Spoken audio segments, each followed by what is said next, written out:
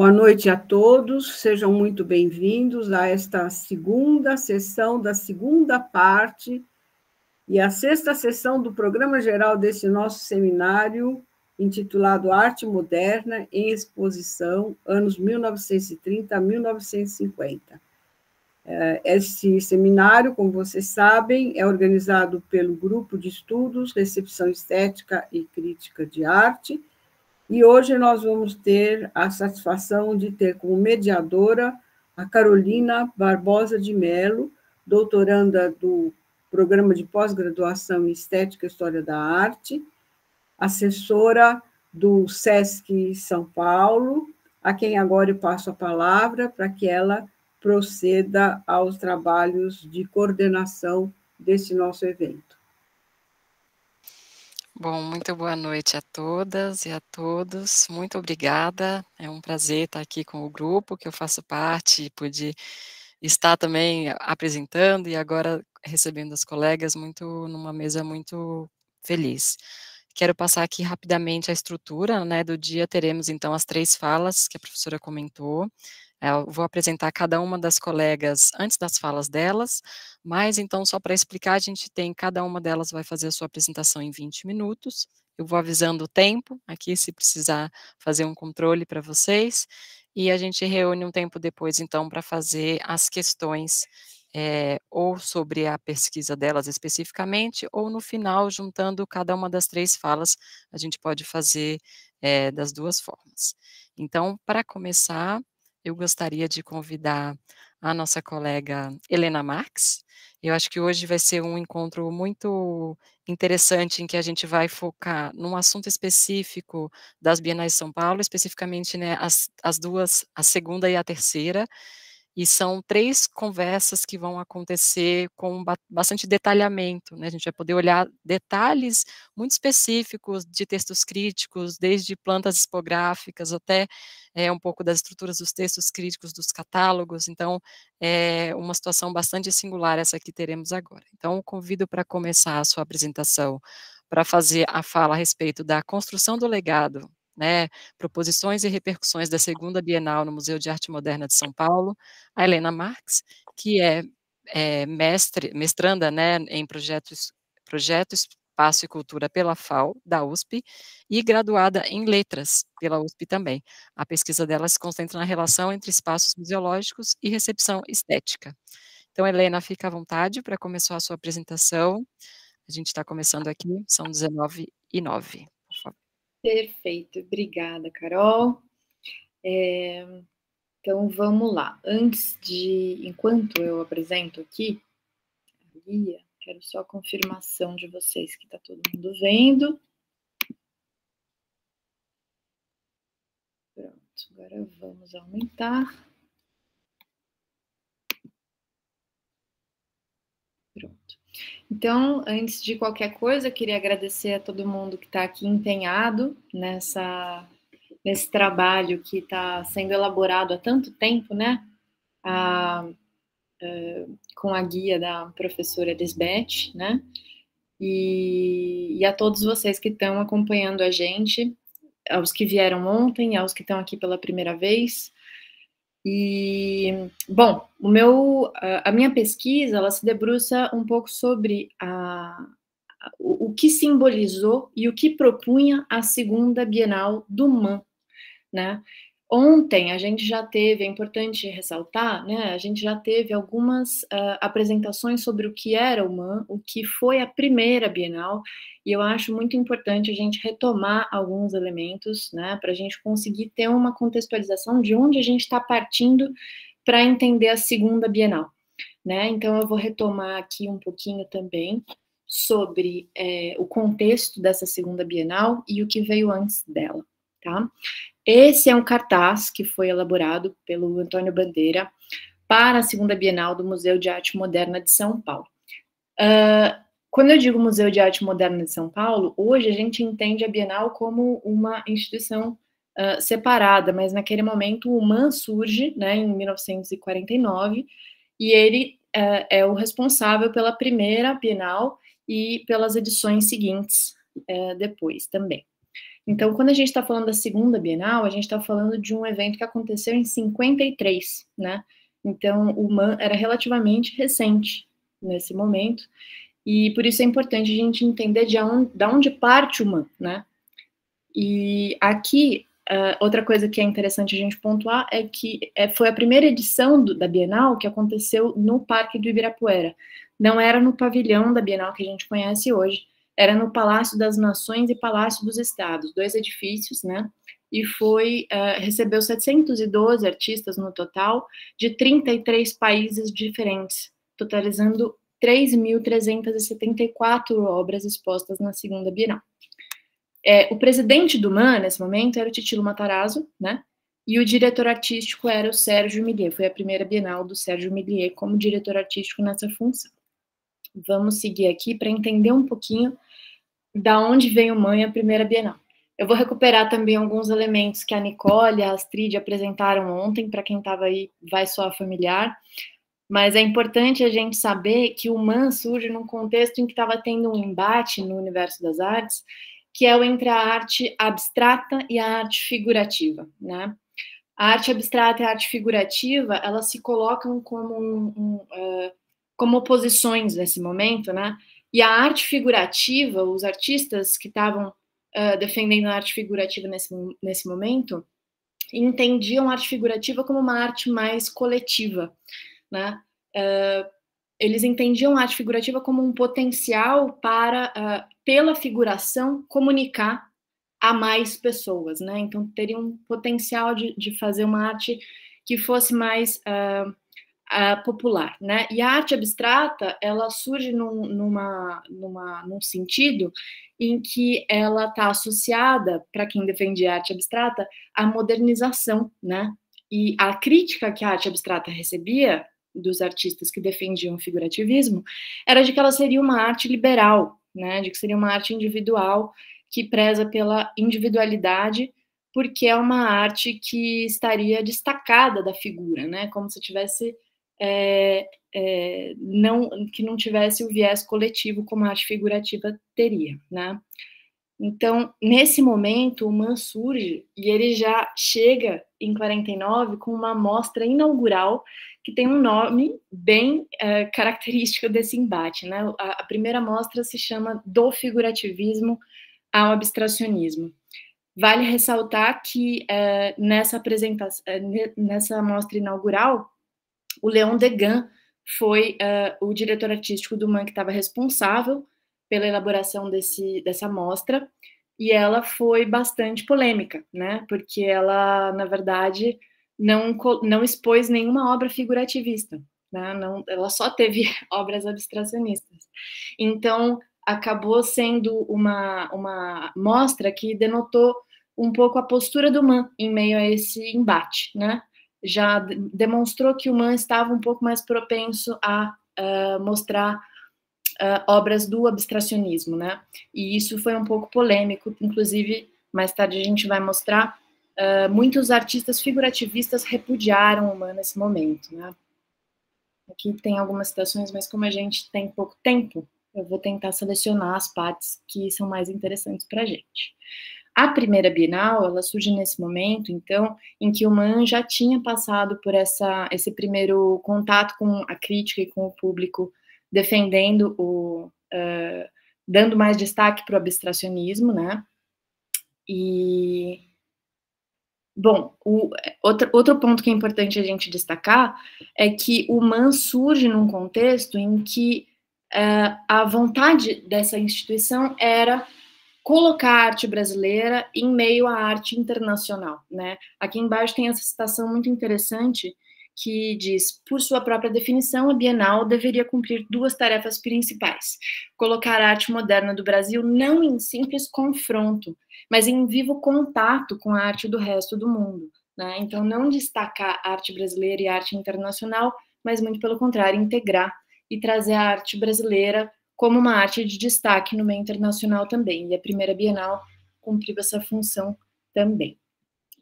E aí, entre a primeira e a segunda Bienal, ocorreram algumas mudanças institucionais, e isso foi fundamental para a segunda Bienal ter sido diferente da primeira Bienal. Tá? Então, o diretor em exercício passa a ser o Rui Bloem. Antes era o Titilo Matarazzo, né? Ele se afastou e quem tomou esse lugar foi o Rui Bloem. Aqui ao lado tem a apresentação do Rui Bloem, inclusive no catálogo da segunda Bienal. O Sérgio Milliet, por outro lado, ele passa a ocupar o cargo de diretor artístico. Isso tem um papel fundamental na repercussão da segunda Bienal na mídia, né? E na crítica também. E a gente vai adentrar bastante esse tópico. Né? Antigamente ele não podia, antes desse evento ele não podia, porque ele estava responsável pela diretoria da Biblioteca Municipal. Aqui eu trouxe algumas das páginas que estão no catálogo da segunda Bienal, e que a gente pode ver todo o corpo de responsáveis, né, os responsáveis pelo evento, e aqui também destacando que haviam prêmios, né, havia prêmios, e as obras selecionadas seriam adquiridas pelo MAM para fazerem parte do acervo, né. Então vamos seguir. Essa é uma introdução do Sérgio Milliet, que inclusive quem tiver tempo depois convido a ler, porque é muito interessante, mas eu queria destacar um pouquinho aqui uma frase que ele destaca no penúltimo parágrafo. Só para contextualizar, o Sérgio Milliet, ele teve um papel fundamental em servir como mediador, né, nesse confronto em que estava o MAM no meio, ali discutindo arte figurativista e arte abstracionista. O Sérgio Milliet toma uma postura didática, pedagógica. Então, ao invés de tomar um lado, né, de defender só os abstracionistas, só mostrar um lado, colocar o MAM ou a Bienal como defensor de alguma escola em específico, muito pelo contrário, ele decide expor a maior quantidade de arte moderna que pudesse ser relevante ali no contexto da segunda Bienal. Nesse penúltimo parágrafo, ele diz: ao lado das soluções abstratas e concretistas, as soluções figurativistas. Ao lado do expressionismo, que exprime pela deformação, o cubismo que se compraz na construção geométrica. Junto à tentativa de pintar o sonho e revelar o mundo inconsciente, a ambição de descrever objetivamente o mundo da realidade. Crítica social, participação, evasão, fantasias, ciência, toda a cultura de nossa época, caótica, contraditória, atraente e hostil a um tempo, se espelha nessa arte discutida e discutível, polêmica quase sempre, construtiva por vezes, mas viva, presente, que não podemos mais ignorar. Uma arte que se solicita permanentemente de nós uma tomada de consciência, uma aceitação ou uma recusa, que nunca nos autoriza a assumir atitudes de confortável indiferença. A arte moderna pode ser uma gargalhada sarcástica, exibir-nos uma vontade impaciente de colaboração, revelar-nos uma experiência de sintonização científica. Ela inquieta e perturba, não raro conforta. Não é sempre uma expressão necessária. Daí sua força, sua afirmação, sua razão de ser. Né? Então, o Sérgio Milliet se coloca no lugar de expor o cenário do que estava acontecendo ali, muito mais do que tomar uma posição de defesa ou contra algum movimento. Eu queria destacar também aqui algumas imagens desse primeiro momento, em que tem aqui o Titilo Matarazzo junto com o Juscelino Kubitschek, ao lado da Guernica, do Picasso. Isso é uma outra coisa muito interessante, porque a segunda Bienal é conhecida como a Bienal de Guernica, né? E a Guernica, ela foi, inclusive eu vou mostrar depois algumas cartas, alguns dos convites que eles fizeram ao Picasso para conseguir transferir do MoMA a Guernica, que estava lá desde a Segunda Guerra Mundial. Né? E isso atraiu um público imenso, e isso teve um peso muito grande também em como a Bienal foi recebida no público, né? Porque apesar de ter um lado na crítica de arte que estava ali observando a Bienal, que estava observando o MAM e que estava recebendo isso para o lado das artes, tinha também um público que estava visitando e querendo conhecer a obra do Picasso que tinha chegado no Brasil. Né? Então, a gente consegue ver aqui também uma fila extensa de pessoas querendo entrar no edifício, à direita, e mais tarde vamos mostrar mais algumas imagens também desse público. Sobre o catálogo, esse é um catálogo até relativamente fácil de acessar, tem em diversas bibliotecas aqui por São Paulo, original, né? E ele é um catálogo bem extenso, porque foram muitas obras que constaram nessa exposição. Essa é a capa, e tem também, né, dentro desse catálogo, um material bastante interessante que eu vou mostrar, que são a organização das salas, né, as plantas, as vistas aéreas do edifício, que é muito interessante, inclusive, da gente comparar com a organização dos pavilhões hoje da Bienal, né? Nesse momento, também queria destacar que a separação entre as salas, né, era feita por países e por grandes nomes, grandes artistas, né? Aqui a gente tem uma citação da professora Lisbeth, em que a gente consegue notar vários nomes importantes, né? Aqui do Champa, a gente tem Kokoschka, Edvard Munch, a gente tem De Stijl, Paul Klee, vários artistas que estavam participando dessa segunda Bienal. Isso teve um peso muito grande e fez com que a segunda Bienal fosse realmente bastante abrangente em termos de linguagens, né? E aqui a gente tem as plantas, né? Esse é o pavilhão dos estados, não é o pavilhão onde fica a Bienal hoje, esse é o pavimento térreo, que estava dedicado principalmente ao Brasil e aos Estados Unidos, né? Um artista aqui, Alexander Calder, especialmente, dos Estados Unidos, e artistas espontâneos brasileiros. Alguns eram convidados e outros foram selecionados, né? Se inscreveram e foram selecionados para expor. São esses os artistas espontâneos, os que se inscreveram.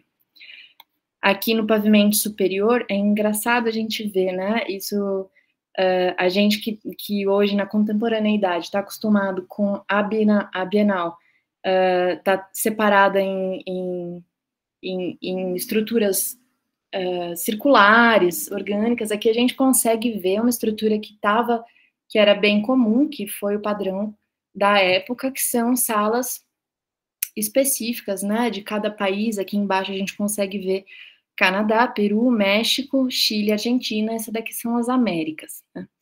Aqui à direita a gente consegue ver que tem arquitetos também. Isso é outra coisa que acho que a Nicole mencionou ontem, que é a Bienal estava compartilhando o espaço com a Bienal de Arquitetura. Então, esse espaço era dividido entre esses dois eventos.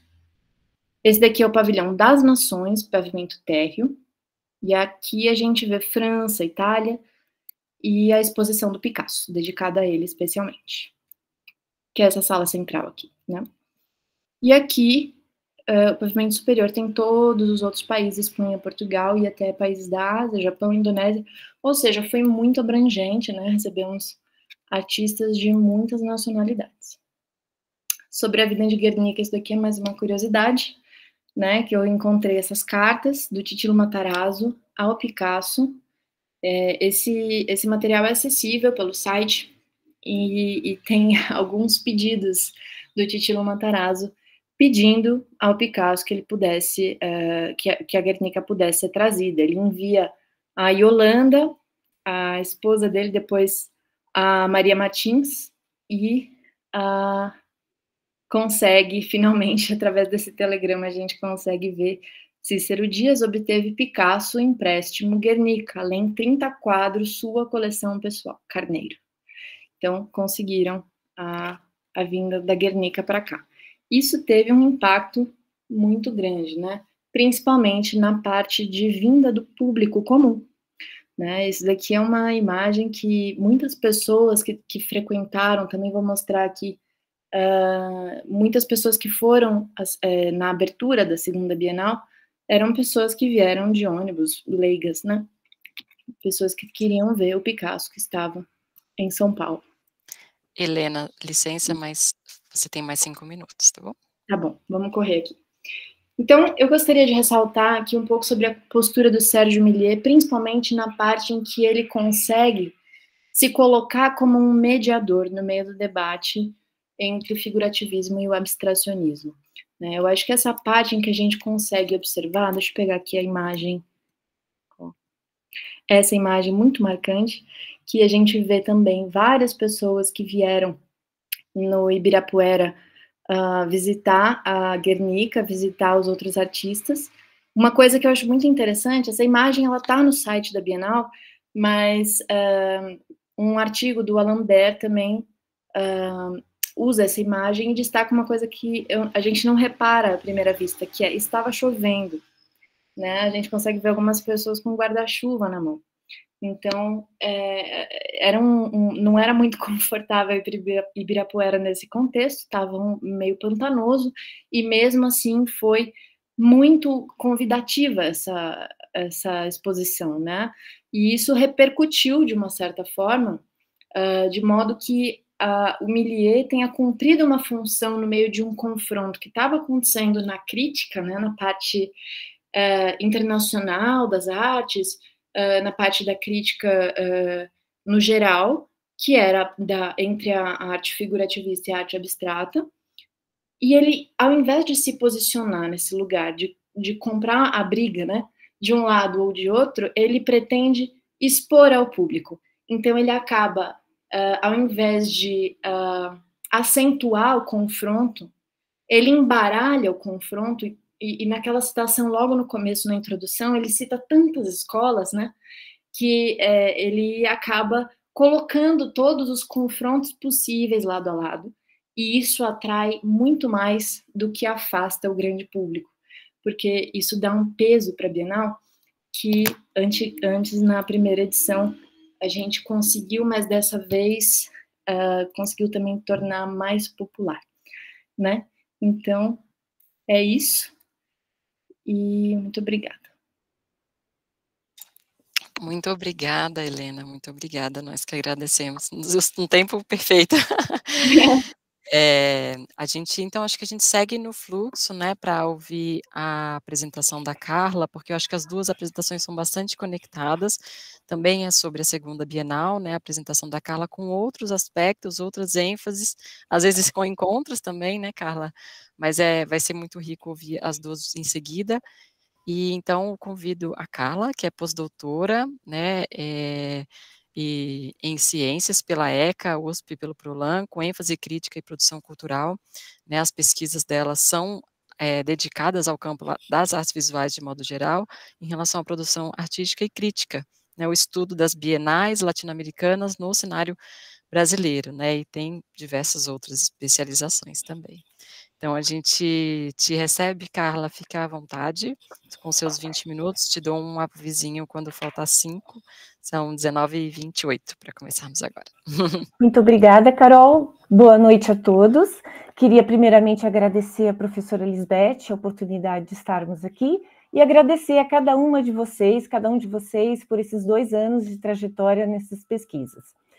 Você falou, Carol, algo que é fato. A minha pesquisa de doutorado e pós-doutorado visa sobre a questão das bienais latino-americanas. Então, eu estou trazendo hoje uma primeira aproximação sobre o papel da crítica de arte nesse período da história brasileira. Então, hoje, pessoal, nós vamos falar sobre a questão da crítica de arte na modernidade, histórias, relações e significados. Quem está passando o meu slide, por favor? O próximo. Quem está passando? Só um minutinho, Carla, já vou passar. Obrigada. E, então, nesse contexto, eu vou apresentar o papel da crítica de arte, especificamente sobre os textos que se apresentam no catálogo da segunda Bienal. E, para entender um pouco esse papel, a gente precisa situar São Paulo. São Paulo, naquele momento, foi vista como um ponto de concentração. Então, isso é muito importante entender essas relações sociopolíticas, essas inter-relações que tivemos da história com a memória, mostrando todos os caminhos da sua produção cultural. E existem 2 protagonistas que eu quero trazer, que é Titílio e sua esposa Yolanda, que primeiramente conceberam todos esses valores apoiados em ideologias de trabalho para a materialização econômica de uma fundação privada sem fins lucrativos. E é nesse viés que ambos se apoiam nessa matriz nacionalista política para valorizar o prognóstico que vivíamos desde a década de 20, da semana de 22, em que o Brasil já precisava ser grande em sua ambição e não apenas em questão territorial. E, portanto, dentro desse projeto de nação, Titílio, então, consolida o seu sonho de montar um acervo para a Fundação Bienal. E é a partir da primeira Bienal que começam, então, as tratativas para o aniversário de São Paulo, os 400 anos. E aí sim é um momento ambicioso que vamos ver, com narrativas extremamente direcionadas. Lembrando que as palestrantes falaram ontem, vivíamos um mundo final da Segunda Guerra Mundial, as indústrias estavam num novo ciclo, estávamos em pleno governo de Getúlio Vargas. Portanto, era um momento oportuno para se usar todos esses movimentos e atitudes da própria sociedade burguesa para justificar culturalmente essa memória social nas cerimônias comemorativas que vocês vão entender. Por favor.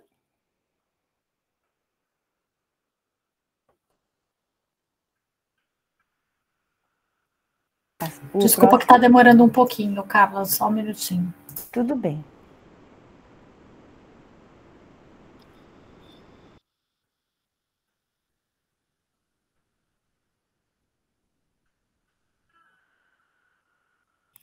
Aqui, portanto, nós propomos evidenciar exatamente a questão do papel da crítica, e para isso eu vou trazer os textos críticos da seção Brasil.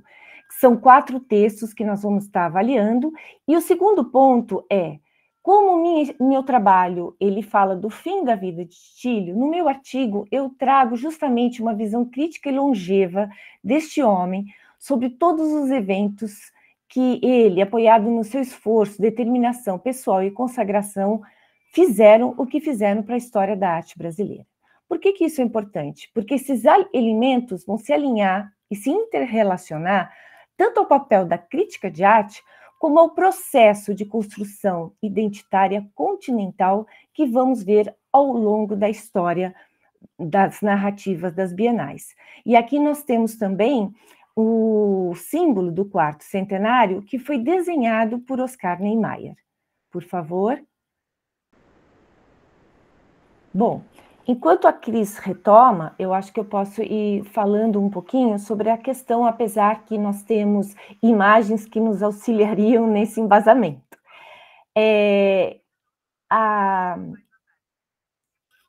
Desculpa, me fugiu. A Helena mostrou para vocês a imagem do cartaz da 2ª Bienal.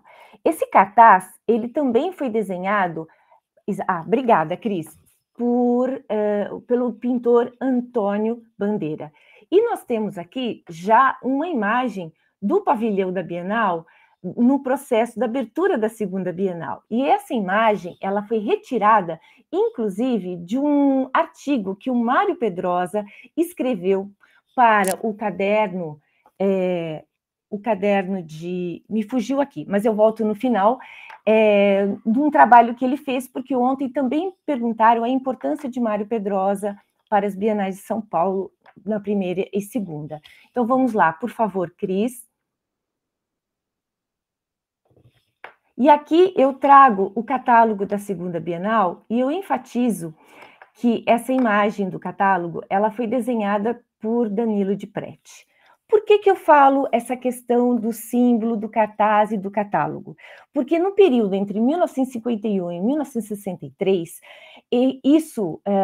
esses trabalhos passam a ter um status de obra de arte. Inclusive, quem tiver interesse em se aprofundar um pouco mais sobre essa história, tem uma dissertação de mestrado da Márcia Sandoval Gregori, da FAO, de 2000, que vale a pena ser lida. Então, portanto, isso é importante, porque aquele que era convidado tinha um privilégio também de ser nomeado. E esse catálogo, ele aparece com 482 páginas. E como já foi colocado pela Helena, a divisão interna, ela é feita também por categorias dessa produção artística, nomeadas por país e com regras específicas. Dividido, como colocado, a Bienal de um lado e a 2ª Exposição Internacional de Arquitetura, como foi nos moldes da 1ª Bienal. Por favor.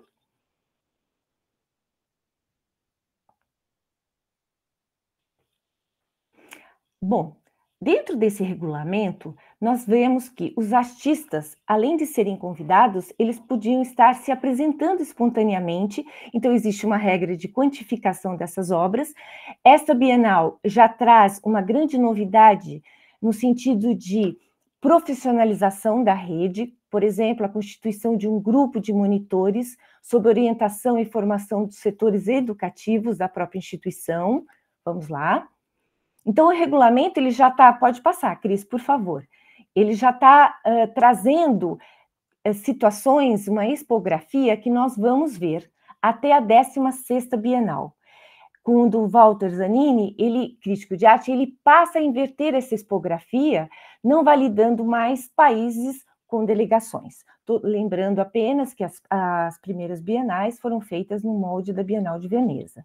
A curadoria também passa a ser um exercício conjunto de interpretação e crítica das obras, abrindo espaço para o colóquio. Só que nesse momento da segunda Bienal, existem ainda os valores de premiação em dinheiro. Só para vocês terem uma ideia, neste catálogo são 7 páginas expondo os prêmios e os seus valores. Então, isso já era, por si, um excelente estímulo à presença desses artistas. Lembrando que poderíamos ter artistas convidados e artistas que se apresentassem espontaneamente. Por favor. E como a Helena trouxe, vamos falar um pouco de 4 textos. O primeiro texto de Sérgio Milliet. Passa para mim, Cris, por favor. Bom, todo mundo sabe que Sérgio Milliet já era muito amigo de Titílio desde a década de 40. E ele apresenta nesse texto uma narrativa muito sensível, brilhante, atenta a todas as polaridades do momento em que a arte moderna era representada. É o texto introdutório. Então, você tem o texto de abertura do presidente em exercício, que era o Rui Bolem, e na sequência nós temos esse trecho introdutório antes dos regulamentos do catálogo. E ele traz 6 pontos importantes. Então, o primeiro ponto ele fala do resultado da primeira Bienal como um contato íntimo entre a arte nacional e estrangeira, e que isso daria frutos às exposições futuras. O segundo é a qualidade já das obras apresentadas na segunda Bienal. O terceiro ponto é que ele e o Titílio, entre a primeira e a segunda, e nessa ambição de fazer o 4º centenário, eles viajam para Veneza. E lá eles expõem um novo plano de expografia aos comissários de diferentes países. E na hora, nessa conversa informal, os próprios comissários aderem e aceitam, o que significa uma maior autonomia aos países que virão para a segunda Bienal, com um plano de apresentação de síntese dos melhores movimentos artísticos que cada país decida trazer. O 4º ponto é a narrativa específica que Milliet coloca sobre os países europeus nesse texto, Estados Unidos, e ele frisa muito a questão do México, Argentina, Haiti e Uruguai, que traz um mágico modernismo. Nós vamos entender isso. Nós temos, como a Helena colocou, a presença da obra de Guernica, muito importante, e que fundamentalmente foi o esforço de Milliet e Titílio para conseguir trazer essa obra, inclusive sem seguro. Vocês podem imaginar isso nos dias atuais? Bom, e isso já viria a preencher uma lacuna de uma narrativa política que vamos ver, que com essa presença de tantos pela síntese desses movimentos artísticos, isso seria didaticamente a história do movimento moderno que começaria a ser historiografado. O 5º ponto seria a apresentação dessas salas especiais, que indicaria para o Brasil uma súmula já de evolução para a arte contemporânea. E, sem faltar, nesse processo da Bienal, a importância do espírito de liberdade. Por favor. E, nesse sentido, Milliet percebe seu papel de mediador, como bem colocado pela Helena, de tantas novas linguagens que se amalgamavam a essa nova concepção de segunda Bienal. E ele dá a voz a quem por direito, que é exatamente o texto que a Helena nos leu, que é a questão de uma arte viva, presente e que nós não podemos mais ignorar. E ele enaltece e posiciona a proposta da arte moderna diante desse tudo que foi colocado da reconstrução de nações. Mas ele, ao mesmo tempo que defende, ele também coloca algumas posturas mais nacionalistas. E ele finaliza de uma forma bastante simples, direta, o que seria esperado de um diretor do porte dele. Ele diz, abram aspas, os organizadores hão de se considerarem amplamente recompensados de seus esforços se tiverem conseguido, com a presente exposição internacional, despertar no público o desejo de penetrar e compreender melhor um mundo tão rico e fecundo da arte de nossos dias. Por favor. E aí nós entramos na primeira sala da Seção Brasil, que é de quem escreve é José Simeão Leal, administrador cultural, diplomata, crítico de arte ABCA e AICA, jornalista, médico, colecionador e também artista. Ele vai apresentar Eliseu Visconti, por favor. A próxima, Eliseu Visconti, pessoal, nasceu na Itália, em Salerno. Pode passar, por favor. É só para vocês verem o tamanho da estrutura. E ele traz a influência desse artista sobre artistas brasileiros como Vitor Meirelles, Pedro Américo e Almeida Júnior, que também estarão presentes em outras salas. Em detalhes, ele coloca todo o processo artístico do autor, a riqueza das cores da sua palheta e até a sua preciosa contribuição a todo esse movimento artístico. Ao mesmo tempo, nas sublinhas, ele coloca e explicita que Manet proporcionou a nós a passagem da escola e ao naturalismo nessa sequência, e afirma que Eliseu Visconti, que a arte moderna rompe o academicismo estéril no seu artificialismo, e isso se inicia com Eliseu Visconti. O texto aborda ainda o processo de trabalho, como eu coloquei, as indas e vindas em Paris, e que finaliza nessa pesquisa desse artista no neorrealismo, que elucida como procura de atmosfera e luminosidade. Portanto, ele coloca o artista Eliseu Visconti como o primeiro impressionista a abrir o campo de pesquisa. Observamos que é uma sala de acervo individual que trata de 35 obras desse artista. E é interessante mencionar que nessa pesquisa toda de busca de novos artigos e textos, eu encontrei um catálogo Raisonné, que fala muito mais desse artista para a Bienal e que foi o próprio Simeão que escreveu. Por favor. Agora eu trago o texto número 3, que significa a segunda sala especial, que é a Paisagem Brasileira até 1900, escrito por Rodrigo Melo Franco de Andrade, jornalista fundador e por durante 30 anos diretor do IFAM. Por favor. Essas páginas da Seção Brasil, dessa parte do Rodrigo, são 17 folhas, por favor, porque ele vai apresentar não só esse texto que vocês viram, como todos os artistas que estão inclusos nesta sala. Rodrigo também, ele começa o texto dele falando sobre os artistas portugueses, e explicita que esses artistas, eles eram de formação como engenheiros e cartógrafos que vieram ao Brasil naquele momento. Portanto, nesse momento de colonização, eles não tinham a tradição das paisagens, dos pintores paisagistas brasileiros. Observamos que é uma sala de acervo coletivo também, com 8 obras do artista holandês Frans Post, e a importância desse artista e a sua técnica. O interessante é que no meio do texto ele coloca a história do artista Frans Post, que acompanhou o Conde de Nassau em sua aventura americana, que ele coloca entre aspas. E então o artista passa a ter, entre aspas, a sua primeira reação artística de um ocidental diante do exotismo. Quando o Conde de Nassau sai do Brasil, ele leva tudo. E ele coloca, o Rodrigo coloca, e deixa-nos sem legado e sem escola. E aí ele vai apresentar em seu texto uma trajetória desses outros artistas que se lançaram no mesmo movimento. E menciona que passa-se 2 séculos até que retorne ao Brasil alguma dessas obras do artista, para que por meio de colecionadores beneméritos. E é muito importante para nós entendermos que essa Bienal também funcionou com a presença de colecionadores emprestando suas obras para que essas fossem expostas. Bom, ao final do texto é descrito em relação aos expositores, como eu falei, com origem, museu ou instituição de arte, e a quantidade de obras enviadas. Observa-se que é um texto conservador, escrito de forma clara e direta dos objetivos desse período da história da arte, identificando valores, técnicas e o academicismo coerente. Por favor. Carla, você tem mais 4 minutos, tá bom?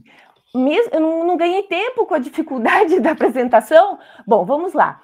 O que eu quero dizer para vocês, como análise dessa síntese, desses 3 textos, é que observamos que eles se alinham coerentemente com essa arte vertiginosa, que era a arte moderna, que estava em efervescência, que era um momento essencial para olhar com a calma necessária, qualquer crítico de arte ou literário poder absorver tantos movimentos artísticos que aconteciam simultaneamente e refletir com seus pares as possíveis antíteses.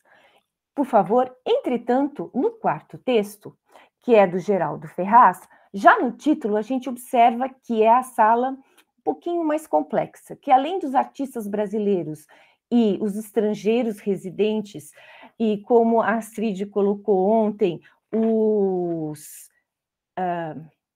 você usou um termo, Astrid, depois eu volto nele, os artistas exilados que vieram da Europa, temos também os artistas que se apresentaram espontaneamente a esse júri de seleção.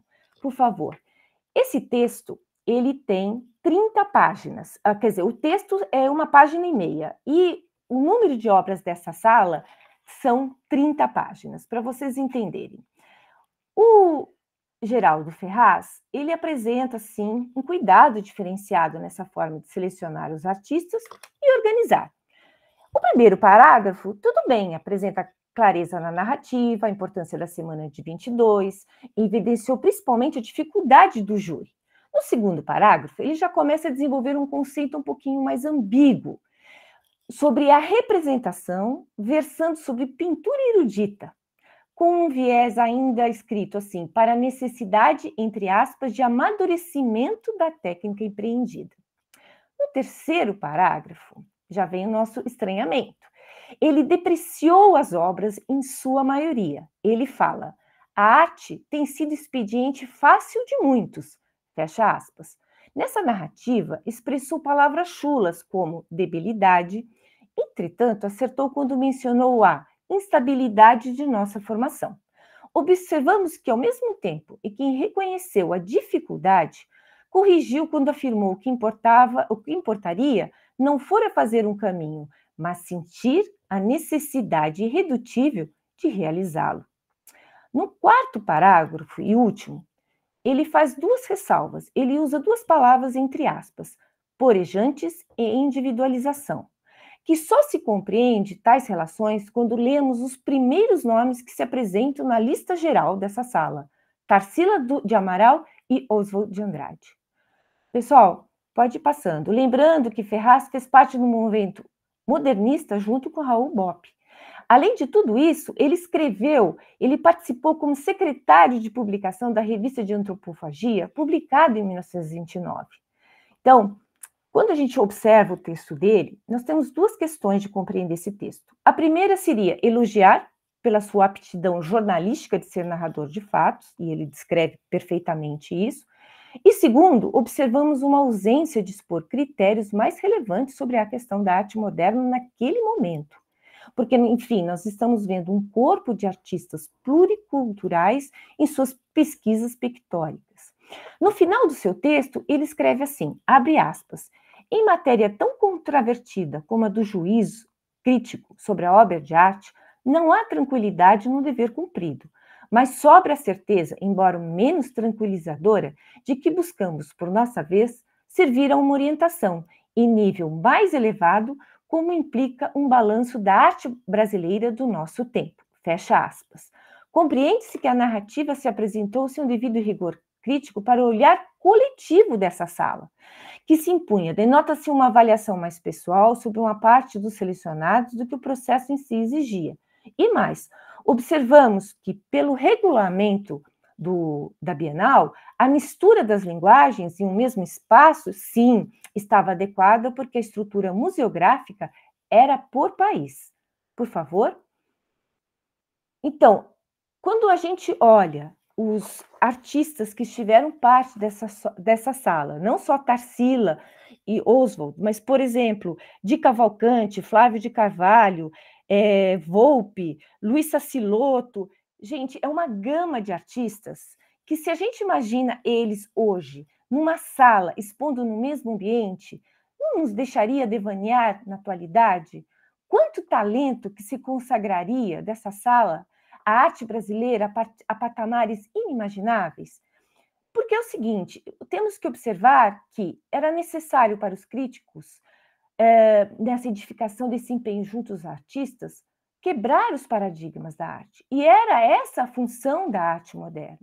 Então, eu encontrei um texto, depois do artigo, do Tadeu Chiarelli, que ele, do ano passado, justamente, ele faz de 2022, mas tem réplica também em 2023, que ele é um texto que fala: que pena que Oswald não tenha nascido no Rio. Ele diz uma resposta ao Rui Castro, na Folha de São Paulo, e ele coloca exatamente isso, que era importante reivindicar o berço do modernismo que se expressa nessa segunda e única Bienal, porque foi nessa Bienal que tudo aconteceu. E ele fala de uma construção, a necessidade histórica de uma construção, de uma narrativa anterior à Semana de 22, para ir preenchendo essas lacunas que precisaríamos reconstruir da história da arte brasileira. Então, é muito importante entender o papel dos críticos nesse momento e esse estranhamento de uma pessoa como esse Geraldo Ferraz, que não só fez parte da Semana de 22, de todo o processo da antropofagia, como foi casado com a Pagu e depois casado também com uma outra artista, que foi a Vega Neri. Então, assim, era uma pessoa extremamente envolvida e ocupa um lugar oposto ao que se esperava naquele momento. E temos que trazer que toda oportunidade maior foi a vontade de crescer, ser e fazer melhor, que o próprio Titílio lança e contribui muito para a formação de todos esses setores das instituições culturais. Então, eu quero agradecer, meu tempo já está mais que esgotado, né, Carol? Mas é nesse sentido. Trouxe algumas imagens significativas e é isso. Muito obrigada. Muito obrigada, Carla. Acho que teve um chorinho aí, sim, do tempo por causa da questão da apresentação, Gratidão. mas acho que você conseguiu concluir, né? Eu sabia que estava já no final. Acho que é ótimo ver uma apresentação seguida da outra, né? Acho que a gente, ouvindo a Cristina Moura, que vai abordar a terceira Bienal, eu acho importante para a gente fazer a conexão da fala da Helena com a sua, e ver também um pouco desse caminho adiante, né? Eu acho que você fala desse papel um pouco emblemático da segunda, podemos voltar em breve nessa conversa após a fala da Cristina, mas então vou convidar a Cris, que é bacharel em História pela FEFELESH e mestre em Ciência da Comunicação pela ECA e doutoranda no PROLAN da USP, né? Autora do livro do Rubens Gershman também, e o Rubens Gershman e o Brasil, na década de 60 e 70, a Cris vai falar, então, sobre o internacionalismo da arte na terceira Bienal de São Paulo. Fica à vontade, Cris. Eu vou te dando um avisinho aqui do seu tempo, são 19h55 para começar. Já posso começar, então? Sim, okay. Por favor. Boa noite para todo mundo. Bom, eu vou falar sobre a terceira Bienal de São Paulo, que ela está nesse contexto todo geral do qual estávamos falando, né? E ela foi realizada entre... eu não estou vendo a apresentação, assim mesmo? Ainda não subiu, Cris. Não. Bom, de qualquer forma, só assim fazendo uma introduçãozinha, ela foi realizada entre 2 de julho de 55 e 12 de outubro, né? Ela foi um evento de importância no cenário nacional e internacional também, certo?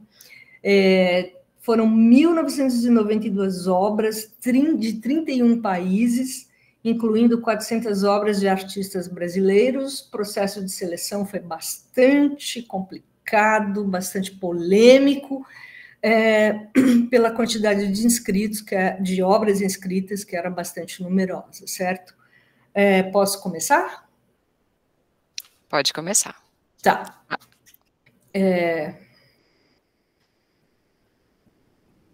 Agora seu PowerPoint já está aí na tela. Ok.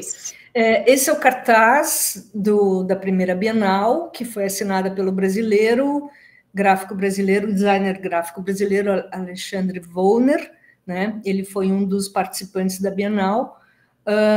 Bom, o contexto cultural e político, né, nesse momento de 55, o Brasil era presidido pelo Café Filho, certo? Que era o presidente da República.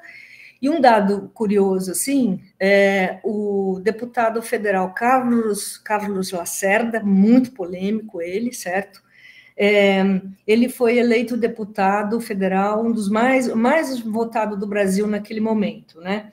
Ele era porta-voz do antigetulismo e do anticomunismo. E ele tinha um discurso muito caro à classe média brasileira, que é o discurso da moralidade, da ordem e do repúdio ao chamado populismo, identificado com Getúlio Vargas, portanto, Lacerda antivarguista e conservador. Depois vocês acho que vão entender melhor por que ele está nessa história toda. Nesse momento também, no contexto, você pode passar já para o próximo slide.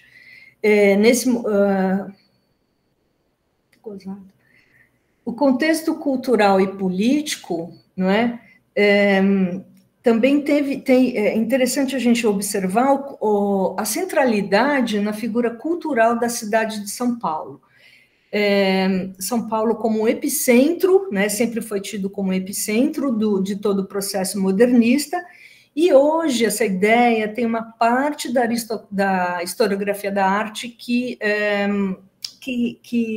contradiz e critica essa concepção, né? Questiona. Hoje essa ideia é questionada, embora essa questão seja bastante polêmica, porque, assim, se nós pegarmos, por exemplo, o sociólogo o Sérgio Micheli e vários outros batem o martelo na centralidade da figura de São Paulo nesse processo todo, certo? O cenário cultural de São Paulo, portanto, do Brasil de 55, né, era de uma cidade, São Paulo como uma cidade muito plural, né, em que intelectuais e artistas, eles viam-se como introdutores de profundas rupturas em relação ao legado do modernismo de 22. Então, por exemplo, São Paulo centralizava uma geração de imigrantes, né? Havia um êxodo rural ainda incipiente, mas que ele estava acontecendo, né? Começando a se manifestar, portanto, e uma burguesia industrial emergente, ela estava nascendo ali, né? E, portanto, isso perfazia grupos de diversos matizes culturais. E esse tecido cultural de São Paulo, ele era muito ligado à ideia de progresso.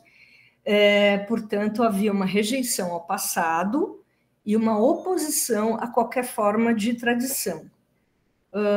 Também entendia-se como uma possibilidade de formação de um futuro civilizado e internacionalmente articulado.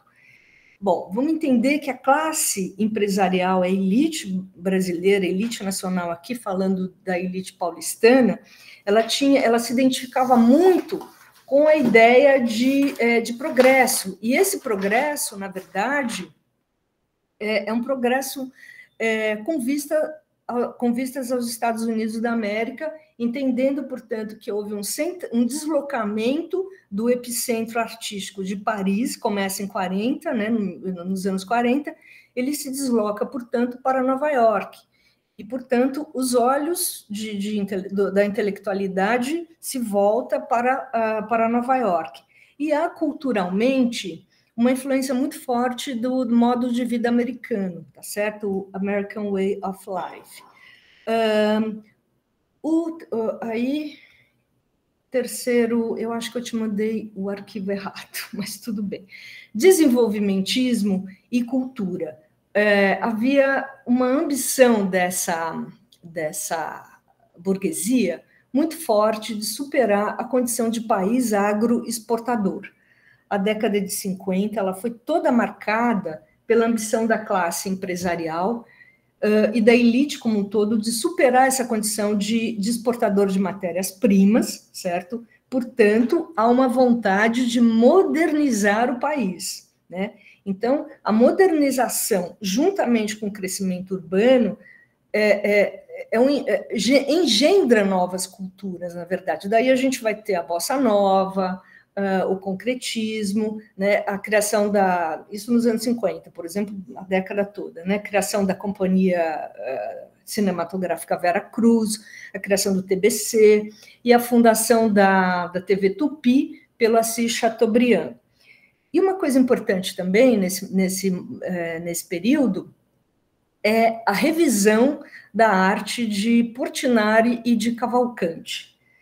Por quê? Porque eles eram identificados com essa estrutura patriarcal e agrária do Brasil. Daí a gente vê, portanto, um esforço modernizador, junto com o crescimento demográfico das cidades, que engendram novas formas culturais, né? Por exemplo, o surgimento da bossa nova e do concretismo é uma dessas coisas, certo?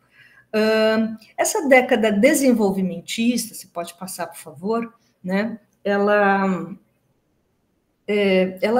tem ela está muito ligada com a ideia do projeto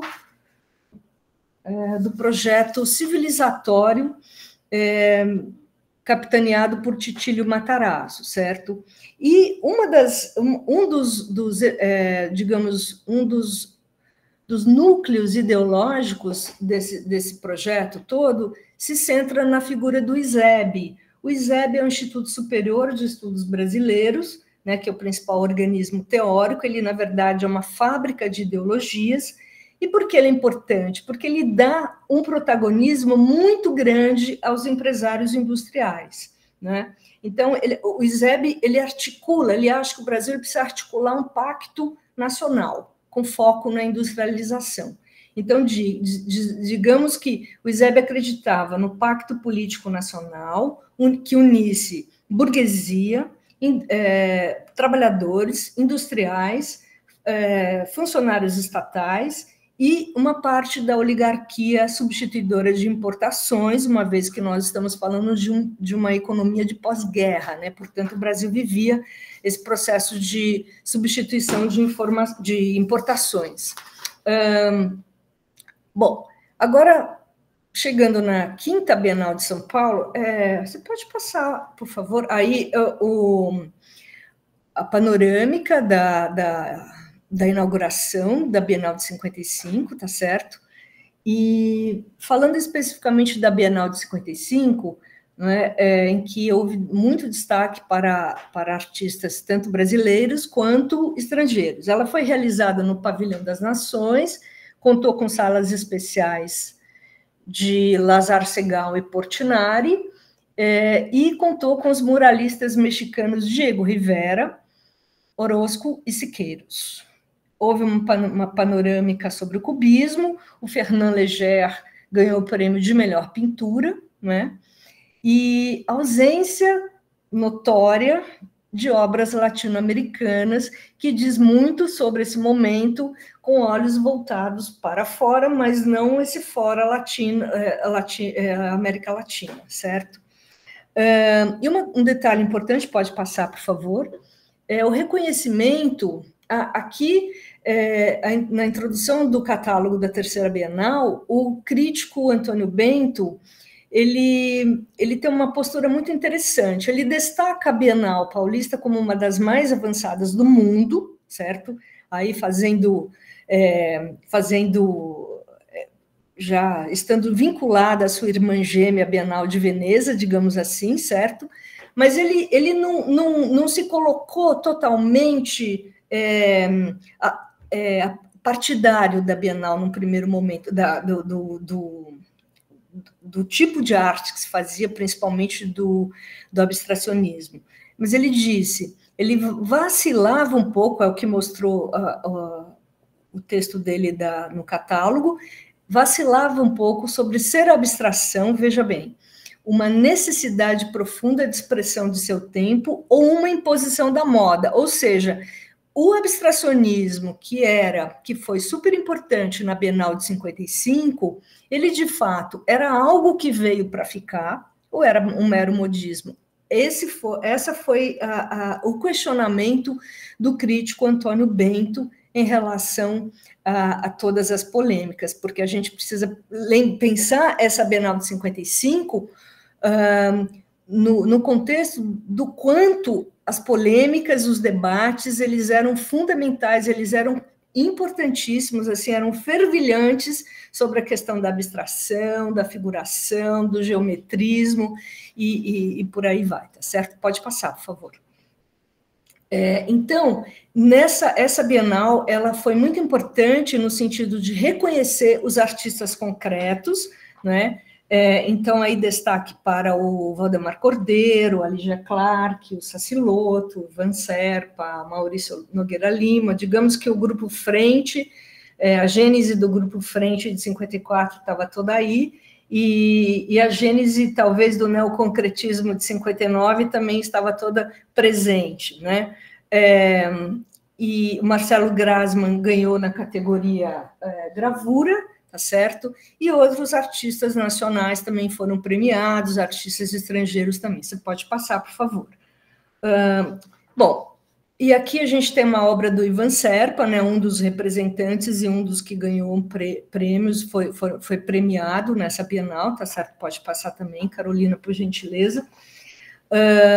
Aqui a sala especial do Lazar Segal, né, juntamente com Portinari, tá certo? Em outro pavilhão, né? Pode passar, por gentileza. E o que foi muito polêmico, a questão do regulamento dos e das premiações. Intenso debate, portanto, sobre seleção de obras, premiação e organização. Esses debates, eles estavam inseridos nesse contexto de polêmica sobre abstração que vigorava em torno assim, da década de 50 como um todo, né? E aqui foi realmente muito acirrado. Uma criação a Bienal de 55, foi muito importante. Esses debates eles se manifestaram como sua importância na criação de um sistema internacional de circulação de artistas e de obras, né? Por exemplo, a Bienal, a ideia é que ela se inserisse num processo de internacionalização da arte, né? Com vistas a ocupar um lugar de reconhecimento lá fora, né? Quer dizer, era um projeto bastante ambicioso, muito interessante, não é? E esse sistema de premiação da Bienal, portanto, ela acabou perfazendo o seu papel na formação de uma coleção internacional de arte no Brasil, né? E o regulamento, que foi um regulamento bastante polêmico, estabeleceu um acordo entre as bienais gêmeas, São Paulo, a Bienal de São Paulo e a Bienal de Veneza. Então, os artistas que eram premiados em uma Bienal, em uma mostra, eles não poderiam ser premiados na próxima edição da outra mostra. Então, essa também foi uma das polêmicas das quais os artistas participaram, seus agentes, enfim, não é? Bom, pode passar, por favor, Carolina. Aqui isso que eu acabei de falar, né? É uma notinha isso aqui é do catálogo da Bienal, da terceira Bienal, o texto do Titílio Matarazzo, e ele diz que, de comum acordo com a Bienal de Veneza, a partir dessa terceira Bienal, os artistas laureados com os grandes prêmios internacionais numa Bienal não poderão ser contemplados com prêmios correspondentes na Bienal imediata. Então, isso valia tanto para a Bienal, para as próximas Bienais, quanto também para para a Bienal de Veneza, né? Essa foi uma das polêmicas também, tá certo? Você pode passar, por favor, Carolina? Bom, eu vou falar também... tá, aqui. A publicação, essa é uma notinha que saiu no jornal Tribuna da Imprensa, que a publicação, isso foi em relação à Bienal anterior. Veja, a publicação sobre o encerramento da segunda Bienal destacava que se cogitava que a Bienal de 55 receberia Kandinsky e Matisse, o que não ocorreu. E o Sérgio Millier, no catálogo, ele justificou isso como estando essa Bienal com uma quantidade muito grande de obras, né, não haveria nem espaço e nem condições para a recepção de Kandinsky e Matisse, né? Então, realmente, foi uma certa frustração por parte do público. Você pode passar, por favor? Bom, a delegação norte-americana, eu vou falar um pouquinho, ela tem uma importância no sentido de que ela foi muito grande, certo? Ela foi enorme, numerosa, e ela contou com uma figura muito interessante, que é Grace Morley. Qual a importância dela? Ela era comissária da delegação norte-americana e ela era membro da chamada União Pan-Americana. O que viria a ser essa União Pan-Americana? Era digamos, um proto-OEA, Organização dos Estados Americanos, né, que se forma posteriormente. Ela organizava, essa União Pan-Americana organizou exposições de artistas latino-americanos no Brasil, né, principalmente de países que não tinham recursos para financiar sua participação na Bienal, né, e em linhas teóricas, digamos que a União Pan-Americana, ela dizia que ela promovia a cooperação entre os países latino-americanos, os países das Américas, né, entendimento e desenvolvimento entre esses países. Na verdade, né, isso tudo era uma forma de blindar os países das Américas do comunismo emergente, né? Quer dizer, essa era a ideia por trás da União Pan-Americana. Ela tinha uma força hegemônica muito forte na política externa dos Estados Unidos, né? Daí a gente percebe a arte como realmente uma moeda de soft power, no sentido de se trabalhar as questões diplomáticas, tá certo, entre os países. E um dado importante, que a delegação norte-americana, ela não foi organizada, pela primeira vez, ela não foi organizada pelo MoMA, e sim pelo Museu de Arte de São Francisco. E um dado curioso, você pode passar, Carolina, por favor, é a respeito da geopolítica da arte. Cris, deixa eu só interromper, que você tem mais 5 minutos, tá bom? 5? Vamos falar meio rápido aqui. Essa geopolítica da arte, ela estabelece, o que se relaciona entre as exposições de arte, a diplomacia cultural e o contexto político da Guerra Fria, ou seja, isso que eu acabei de falar, que é a questão do soft power, né? Então, a arte como moeda diplomática entre os países. E um dado curioso também que as diferentes formas de apresentação da arte e a organização de seus agentes também tem muito a ver com essa questão dessa geopolítica da arte. Por exemplo, de você pensar em movimentos artísticos vinculados a países, como você fala, expressionismo, você já remete à Alemanha, à Áustria e Bélgica. Enfim, pode passar, por favor. Abstrato americano, isso é uma charge bem interessante, que diz, você já foi à Bienal? Aí ele diz, já, mas eu não entendi nada, quer dizer, como era uma Bienal muito fortemente abstrata, né, o abstracionismo muito presente, aí a gente vê, portanto, a dificuldade do público, certo, de compreender esse tipo de linguagem. Que você pode passar, por gentileza. A terceira Bienal, ela teve um intenso debate sobre a diferença entre o abstracionismo europeu, né, esse é um título do jornal A Tribuna, né, de uma nota, de uma matériazinha que apareceu, e o abstracionismo norte-americano. a Bienal ela fomentou ainda mais os debates. Os debates eles já ocorriam e eles foram ainda mais fomentados pela Bienal. Enquanto o abstracionismo europeu era muito associado ao construtivismo e ao geometrismo, né, a geometria, o norte-americano geralmente era mais associado ao expressionismo abstrato e ao gestualismo, ou seja, a action painting, né? Pode passar. E uma coisa muito importante que eu gostaria de falar é a respeito do papel da imprensa. Todos esses debates, essas polêmicas, elas ocorriam na imprensa. A imprensa tinha um papel muito importante, ela teve um papel muito importante em todo o processo de crítica de arte no Brasil, tá certo? Os críticos, eles escreviam nos jornais, tanto grandes jornais ou jornais não tão notórios, né?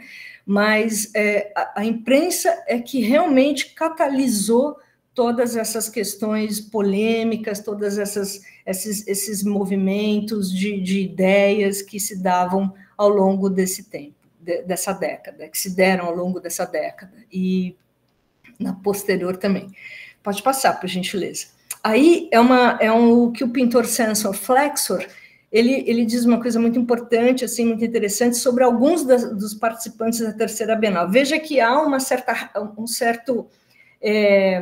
reação de não, a princípio, não se colocava totalmente à disposição de assimilar o abstracionismo. Então, ele diz, até então, artistas que eram considerados figurativos, eles já se instalaram na nova opção que implica uma rápida incursão na arte abstrata. Para ele, o abstracionismo não é uma tendência específica que possa ser improvisada de uma Bienal para outra, mas sim o resultado de uma educação da sensibilidade e da inteligência. Além disso, implica uma elaborada revisão dos valores estéticos do passado, ou seja, não é meramente uma moda, né? Quer dizer, há necessidade de um apuramento estético, de linguagem, etc. Então, esse realmente é uma crítica a artistas que eram figurativos ontem e hoje, na Bienal anterior eram figurativos e agora já são considerados, são autodeclarados abstratos. Ok? Pode passar, por gentileza. Uma coisa importante também é a respeito do didatismo do Sérgio Milliet. Através de palestras, de conferências, de cursos, Milliet ele promove uma educação do público, ou seja, de propiciar a arte moderna para o público, para que as pessoas elas sejam familiarizadas com as novas linguagens, né?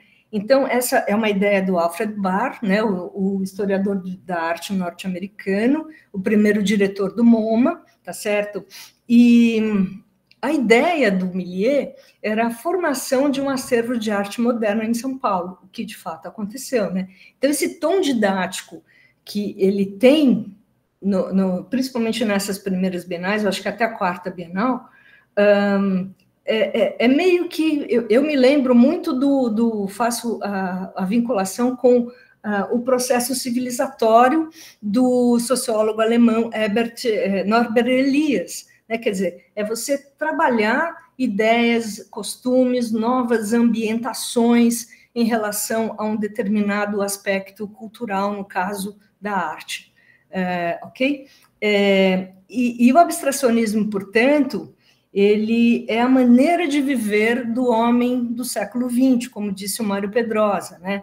Então, são sistemas de representação sincronizados com o novo mundo. O abstracionismo, portanto, ele refletia o século XX, que era o que achavam os artistas naquele momento. Eu estou terminando. Só para citar duas coisas importantes, os princípios, você pode, por favor, passar, os princípios fundamentais do modernismo, né? Aí eu retomo a ideia dos princípios fundamentais norteadores do modernismo, do Mário de Andrade, o direito à pesquisa estética, que eu acho que todos estavam fazendo e fizeram, a estabilização de uma consciência criadora, tá certo?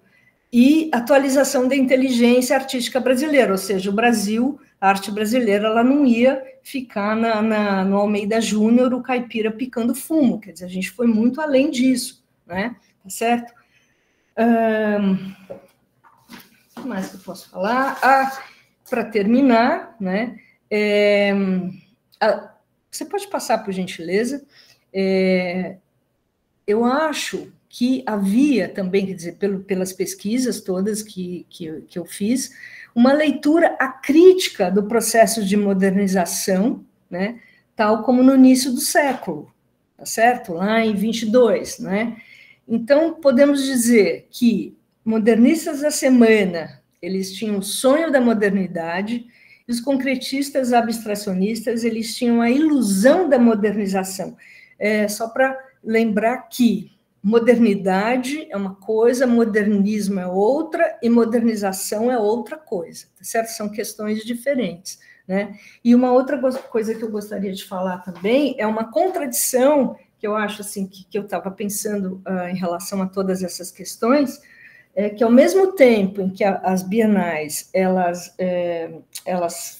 são, quer dizer, elas foram uma espécie de desdobramento do modernismo de 22 e de outros movimentos posteriores, é claro, elas foram, de certa maneira, engendradas num processo dialético, porque, por exemplo, se nós pegarmos esse momento de 55, porque ao mesmo tempo em que se rompe com o modernismo de 22, no sentido de não se querer nenhum tipo de tradição, né? Elas existem, as bienais, e essa Bienal de 55 especificamente, que eu estou falando dela, ela existe devido a 22, não é? Então, vive-se nesse momento de 55 um outro momento, mas é um desdobramento de 22, não deixa de ser, não é? No entanto, é um outro modernismo, é um outro momento, né, que não é mais a cor local, não é mais a brasilidade como queria Tarsila do Amaral, tá certo? E sim a internacionalidade. A arte, ela pode falar do Brasil, mas com olhos voltados para fora, tá certo? Essa, portanto, é a minha conclusão. Aqui eu encerro. Muito obrigada. Excelente. Muito obrigada, Cris. Acho que a gente conclui, então, as 3 comunicações aqui de hoje. Vamos abrir para as conversas. Vamos só descompartilhar essa tela. Pronto. Estamos aqui, acho que só para a gente retomar, né? Acho que a Helena apresentou essa apresentação a respeito da segunda Bienal, junto com a Carla. A Cris agora segue nessa repercussão aí da terceira Bienal. Acho que é interessante perceber só rapidamente o quanto, né, quem acompanhou os outros encontros do grupo percebe essa capacidade, né, dos estudos das exposições, a partir das fontes das exposições, seus catálogos, seus textos, suas imagens, suas peças gráficas, ou autorais das próprios eventos, ou da imprensa, né, o quanto eles podem revelar elementos muito singulares para o estudo da arte brasileira, mas também aspectos diversos da sociedade, né, eu acho que hoje a gente falou aqui bastante desse momento pós-guerra, esse momento em que o Brasil traz uma participação, né, acho que não, a gente fala sobre mediação, sobre tentar equilibrar bandeiras, né, entre um figuratismo e um abstracionismo, mas com certeza são elementos em que as exposições, suas fontes, deflagram, né, que sociedades a gente estava vivendo naquele momento e como que a sociedade brasileira, os artistas, os gestores, o campo da arte estava respondendo àqueles momentos, né, a tudo isso. Queria só deixar um tópico aqui que eu acho que passou, acho que pelas 3 exposições aqui que fizeram hoje, a respeito da centralidade da cultura de São Paulo. Eu acho que é impossível a gente pensar em começar a discutir as bienais, e isso é um tópico bastante, né, a Cris falou, polêmico, né, já foi contestado, tem teóricos que defendem bastante ou não, mas é importante comentar também o quanto que esse é um ponto de vista que acho importante trazer. O quanto era mais fácil, de certa forma, para São Paulo, criar um romper, né, de uma certa normalidade acadêmica, exatamente porque a academia constituída estava na cidade de Rio de Janeiro, né? Então, São Paulo, pela sua pungência econômica, obviamente tinha muita capacidade, mas acredito que ela também poderia, a partir de não estar completamente baseada no ensino acadêmico tradicional, construir novas bases com muito mais facilidade, né? Então, acho que esse é um ponto de vista legal também para a gente colocar aqui junto do que vocês falaram. Eu vou fazer uma leitura de 2 perguntas que estão aqui no chat, também tem umas perguntas anotadas aqui para as 3, mas vou aproveitar que o Pedro e a Sueli se colocaram aqui. Eu vou ler. O Pedro coloca assim: pelo que eu entendi da apresentação da Helena, a segunda Bienal trouxe uma abordagem mais equilibrada frente ao embate entre abstracionismo e figurativismo, o que gerou em mais apelo popular.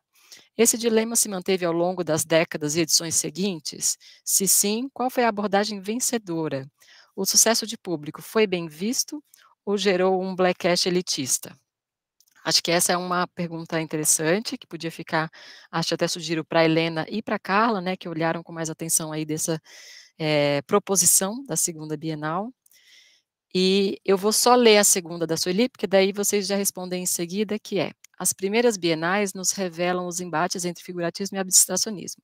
Essas bienais e a crítica de arte compreendem, de alguma forma, um processo histórico institucional para uma concepção de arte contemporânea no Brasil? Acho que essa é realmente uma pergunta, né, de que forma que essas bienais criam esse terreno, né, e configuram o lugar do que a gente entende que é essa chegada da arte contemporânea brasileira, né? Acho que também deixo aberto para as 3 responderem. E, por fim, acho que, Cris, uma específica para você, a capa do catálogo da terceira Bienal é de autoria do Alexandre Wollner, de novo, né, nos pequenos elementos materiais que a exposição traz e que trazem informações para a gente. Um designer gráfico, como são estabelecidos os diálogos entre as obras presentes nessas primeiras bienais e o design brasileiro, né? Uma pergunta também bastante, acho que teremos muito assunto aí. Acho que se Helena e Carla puderem se organizar para responder a primeira parte, depois a Cris vem em seguida. Certo, eu queria, posso falar só um trechinho, Carla? Eu acho que essa é uma pergunta alongada, né, que dá para a gente pensar, inclusive, né, a longo prazo, qual que foi o efeito. Eu não pesquisei uma janela tão extensa do efeito dessas bienais. Eu acho que isso é uma resposta que pode ser bem respondida em conjunto com o trabalho de todas nós, e talvez a professora Lisbeth saiba responder isso num panorama mais geral. Mas, quanto à parte da segunda Bienal, eu tive que pular alguns slides, né, mas eu queria citar especificamente ali que ele pergunta sobre o sucesso de público ter sido bem visto ou não, né? O Mário Pedrosa, ele comenta a uma revista francesa, em 53, né, que é bem esse momento da segunda Bienal, ele comenta: a arte abstrata aparece também paralelamente para educar o povo, que era uma ideia, né, que os figurativistas tinham, que achava que o figurativismo cumpriria essa função por apelar às figuras, né, por ter figuras. E a arte abstrata acaba também exercendo esse papel, prepara o público para entender, para comunicar sem ser pela palavra. Ele fala isso em 53, e nessa mesma entrevista ele comenta que a segunda Bienal foi vitoriosa por ter conquistado a atenção do grande público, o que seria, enfim, a promessa do desenvolvimento esperado. Então, eu acho que esse apelo do grande público acabou sendo bem visto como uma resolução prática, né, de um problema que estava parado na crítica, e acaba resolvendo um debate que estava no campo das ideias, e na prática acabou tendo um potencial atrativo que comprova que não é uma escola ou outra que é mais ou menos coletiva ou individual, por mais que essencialmente elas pudessem ter tomado partido dessas ideias, porque na prática as duas juntas conquistaram o público, né? Então eu acho que isso tem essa repercussão que é importante a gente destacar. Eu acho que esse sucesso de público foi notado, né, pela crítica também. Bom, concordo, é uma pergunta bastante alongada, que pode nos levar a várias edições da própria Bienal, mas, pegando o gancho que você falou de Mário Pedrosa, ele traz um texto muito interessante, publicado em 1953, para os Cadernos do Congresso por a Liberdade de la Cultura. E ele começa justamente tentando explicar, de alguma forma, a questão da presença dessa segunda Bienal em São Paulo, no sentido, talvez, de ajudar ao público e à própria crítica a entender e entrar numa ressonância com esse público. Sim, era difícil, porque a gente tem que entender que o Brasil, até então, nós estamos falando da década de 50, se apoiava na questão tradicional das vanguardas europeias, né? A arte que nós tínhamos e recebíamos era aquilo que era bom para as vanguardas europeias. Quando começa o processo americano, do American Way of Life, nosso sensorial começa a olhar outras coisas. Mas, voltando ao ponto da segunda Bienal, o Mário Pedrosa, ele fala uma coisa bastante interessante, que ainda vivíamos uma questão de uma teoria conservadora e que era necessário apenas um esforço comum para fazer a arte moderna uma linguagem universal contra todas as correntes contraditórias. E isso ia depender, em especial, do campo das confluências das culturas primitivas versus as contemporâneas. E é interessante que ele coloca no ponto desse texto uma frase que ele fala: e tudo vai depender da velocidade de assimilação. No Brasil, seria o dirigismo estético nacionalista do nosso governo. Então, assim, a gente avançava por um campo, para o público, totalmente novo, né? O público ele não tinha essa formação, até por isso que começa as primeiras mudanças de ter um apoio de monitor. Não era esse o nome, eu não lembro, professora Lisbeth, depois a senhora me ajuda, mas, em princípio, para facilitar, seriam monitores, que poderiam auxiliar a conduzir esse público a alguns pontos. A grande chamada, vamos falar a verdade, da segunda Bienal para o público foi a obra de Guernica. Inclusive para os próprios europeus que, assim, viviam um fanatismo, um nacionalismo em relação a isso muito forte. E a vinda de Guernica pela primeira vez sair de lá para a América Latina foi uma coisa extremamente inédita. Então, nesse momento da segunda Bienal, o que observamos é uma narrativa no sentido de dizer uma questão que eu acho muito importante, é aquilo que eu mencionei rapidamente, e não aconteceu na terceira nem nas outras, que foi posicionar a segunda Bienal como um ponto histórico de convergência do que acreditavam como um resgate, desde a semana de 22. Porque a partir, aí complementando essa pergunta, a partir dessa terceira Bienal, o que nós vamos ver é uma outra narrativa política querendo saber quem seria o artista mais moderno, e nesse caso seria Segal, Portinari. Então, essa questão do culto à arte moderna, ela, na visão do Mário Pedrosa, vamos dizer assim, seria a Volpe de Cavalcanti, os fundamentos da nossa arte moderna.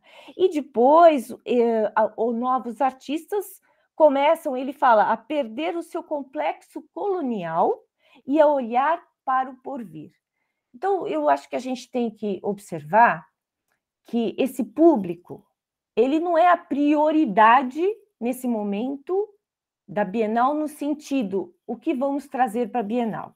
Temos que entender que existiam patamares políticos que aconteciam simultaneamente, então eram patamares que eram necessários serem justificados.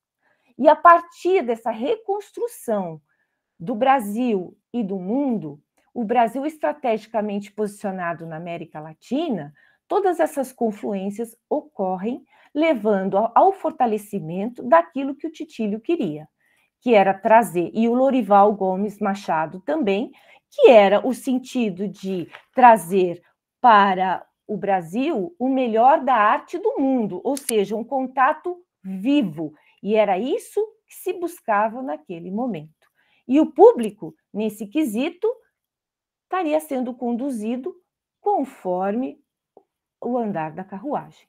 Então, não sei se eu atendi um pouco dessa resposta do Pedro César, mas era um momento bastante efervescente de tudo que acontecia, de uma amálgama de inúmeros movimentos, a favor e contraditórios. Não sei se Cris não sei se a professora Elisbeth queria fazer algum comentário, não, ou quer esperar a pontuação da Cris? Posso responder rapidinho? Então, existe sim uma relação muito forte, né, entre as obras, principalmente as obras concretas do concretismo, certo? E o designer, né? Então, quer dizer, não é à toa que o Alexandre Wonder ele ganhou um prêmio e ele estava lá assinando o cartaz da terceira Bienal, entende? Existe, sim. E, por exemplo, se a gente observar o trabalho do Luiz Sassilotto, existe uma conexão muito grande entre o concretismo, né, o geometrismo e o designer. Então, essas coisas, elas estão muito, elas dialogam o tempo todo, elas não são estanques, isso é muito legal, entendeu? E essas bienais, elas estavam realmente lidando com toda essa questão, assim, do quanto as coisas, elas se envolvem, elas se dialogam, elas se contrapõem, elas se afirmam e elas se negam, entendeu? Eu acho que é bem interessante nesse sentido. E lembrando, né, que por exemplo, a arte concreta, ela começa a despontar no Brasil nos anos 50, mas ela aparece nos anos 30, certo? Entende? Então, quer dizer, toda a produção do desenho, do design gráfico no Brasil, ela tem uma relação muito forte com o concretismo, né? Ok? Acho que Elisbeth está de microfone aberto e Carla de mão levantada. Quer comentar, professora? Não? Eu acho que está correto isso, né? E lembrar que havia, né, toda essa política desenvolvida pelo Sérgio Millier, né, a partir na prática crítica dele, o tempo todo, desde que ele exerceu a crítica, em 1938, e nas bienais foi uma oportunidade de pôr em prática, havia essa preocupação de uma dimensão formativa, né? Então, para você trazer a modernidade, a modernização, para você introduzir novas tendências, você precisaria ter uma ação formativa. E lembrar que foi da parte do projeto dele a ideia de fazer essas exposições centradas em grandes nomes dos movimentos de cada país, que cada país trouxesse, né, aquilo que de mais importante produziu em termos de arte moderna, quer dizer, era um pouco também criando esse espírito de conhecimento de uma trajetória das mudanças, né, e das características da arte do século XX, que as pessoas não tinham chance de ver.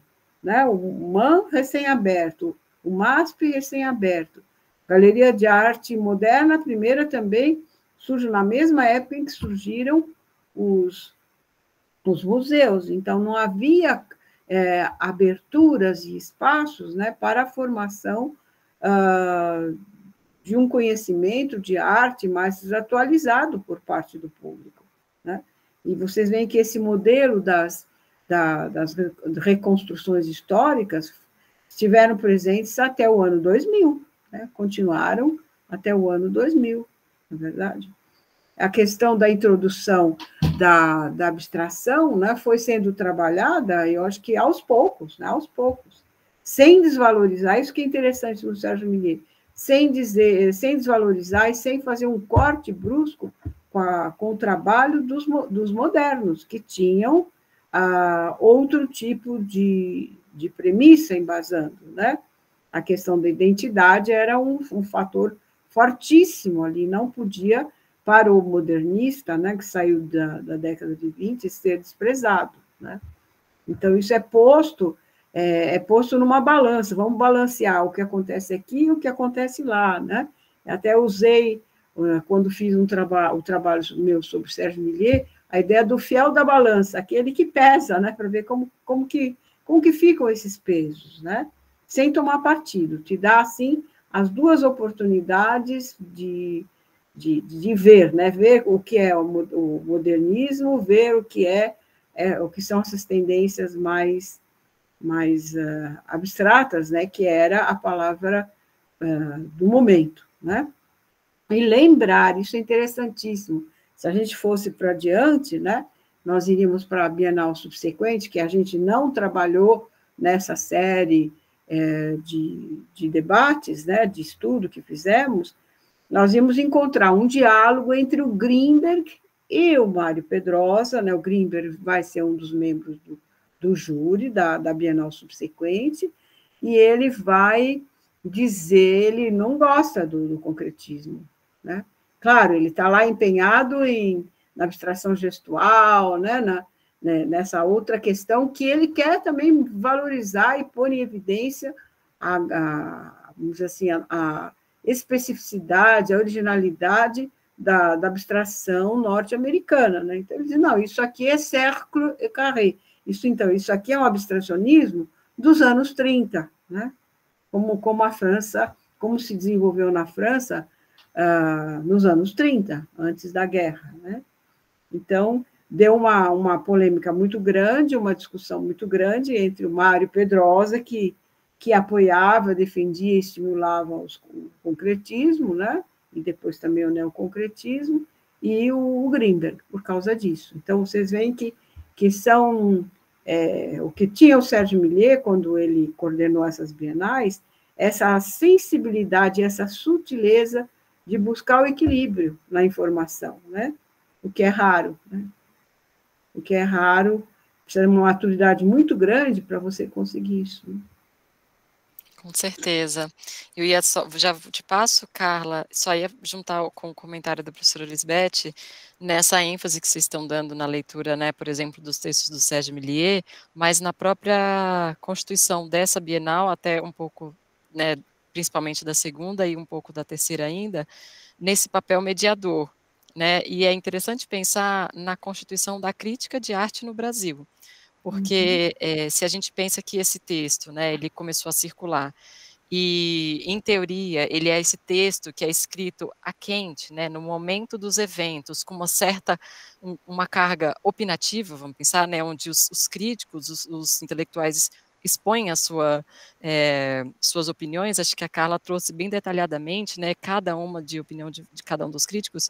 É interessante, talvez, a gente também perceber essa escola crítica da crítica brasileira, que acontece nessa década de 50, que ela assume um papel mais de mediação do que de arguição de opinião, né? Então, hoje, é engraçado, assim, talvez a gente pensaria, desculpa, professora Lisbeth, não sei se eu posso dizer isso, mas assim, vejo o Sérgio Milliet num papel mais de um grande mediador, né, do que de um crítico de arte, porque a intenção dele, antes de arguir a opinião própria, era fazer a mediação do que estava sendo proposto, né, diante do que estava posto no Brasil, fora, e tentar conectar as duas coisas. Então, também vejo que isso segue, inclusive, um pouco com o Zanini, um estilo de crítica que ela é mais acolhedora, né, ela mais apresenta, e também passa também pelo próprio Mário Pedrosa, que, inclusive, fala muito da educação para a sensibilidade, né, que é isso, você se educa sensivelmente para tudo que está à sua disposição, né, então acho que, não sei, agora ouvindo todas, fiquei pensando um pouco sobre esse estilo da crítica brasileira dessa década, né, uma crítica que vê um território que precisa de uma mediação. Acho que a gente falou um pouco de formação de encontro de público, mas falamos também de formação de público, né. Pode falar, Carla. Bom, falamos muitas coisas, então deixa eu tentar retomar um pouquinho, porque quando vocês falaram da questão do eixo Rio-São Paulo, isso sempre foi importante, porque sempre foi os dois polos de centralização, de visão sobre os artistas, não é verdade? E o próprio José Simeão Leal, ele fala também isso em outro texto que ele tem. E eu queria trazer uma curiosidade para vocês, da questão da semana de 22, nos meus estudos sobre a Bienal Latino-Americana de 1978 e 1980, vai aparecer que no final da década de 40 para 50, forma-se um grupo e é conhecido como modernismo tardio, que acontece em Santa Catarina e envolve toda a região sul do Brasil. Então, isso também é muito interessante, porque começa a pipocar esses outros artistas ganhando identidade, que é um fator que a gente vai observar na cultura do artista brasileiro e latino-americano, a necessidade de encontrar o seu espaço entre as vanguardas americanas, entre as vanguardas europeias e a arte americana. E isso é uma trajetória que vai aparecer para frente em quase todas as edições. Tanto que os nossos artistas começam a reivindicar um espaço que eles conseguem chegar, eles conseguem participar e eles passam a não ser mais premiados. Então, tem toda uma trajetória entre as bienais. E é uma das razões, provavelmente, que leva Walter Zanini a mudar a expografia das bienais a partir da 16ª Bienal, que foi em 1981. Só que antes disso, houve, nessa sequência, as bienais nacionais e a Bienal Latino-Americana.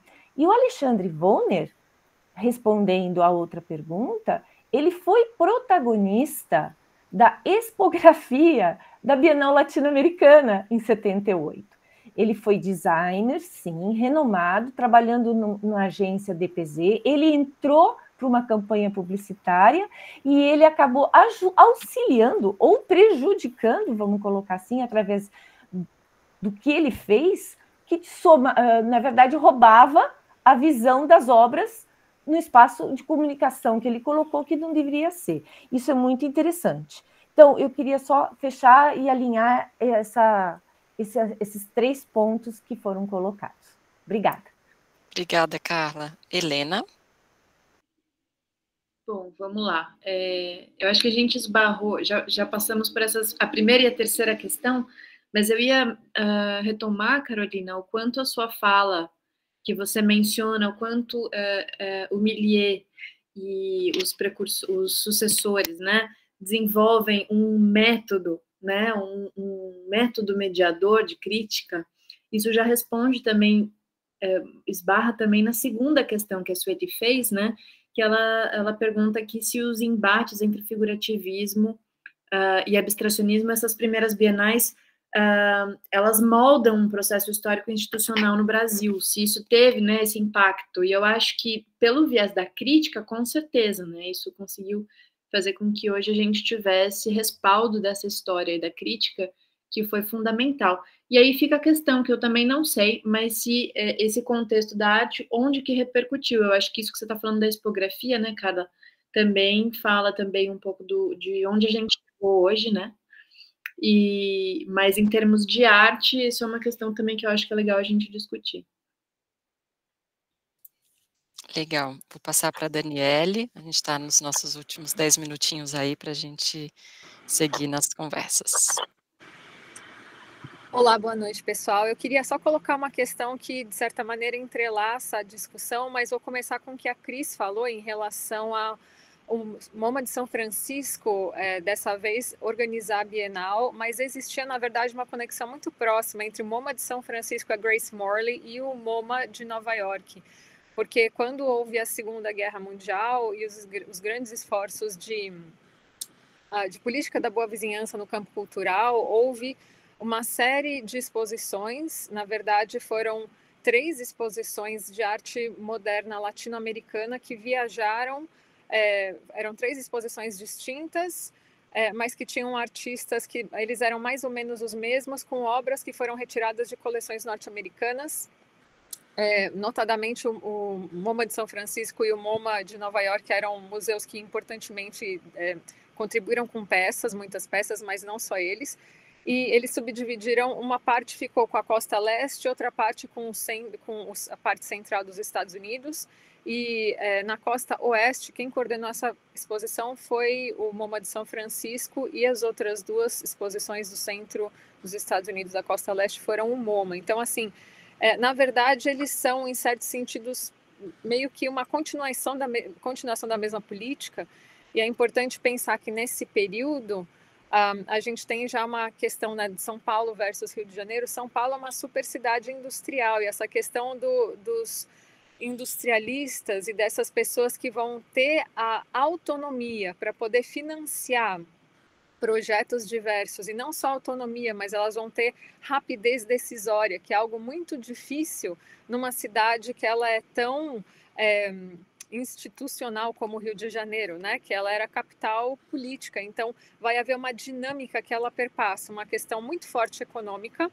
né, que vai se conectar com uma questão política importantíssima, que é esse período da Guerra Fria, na qual a arte não figurativa, né, vai ter uma relação direta com a questão da liberdade, ela vai simbolizar, e daí a gente vê esse embate direto entre o realismo socialista versus a arte não figurativa como sendo um emblema desse sistema político e econômico, né, que eles são uma coisa só, que ele é o sistema político econômico que permite a liberdade do indivíduo e, consequentemente, do artista, né? Então, e daí, nesse sentido, desde a Segunda Guerra Mundial, vai haver um esforço muito forte por parte do Nelson Rockefeller, primeiramente, depois isso se desdobra, em trazer o Brasil para como um aliado dos Estados Unidos, tanto financeiramente, ele não vai ser o primeiro, mas ele vai ser estrategicamente uma figura muito importante desde 1940 nesse sentido.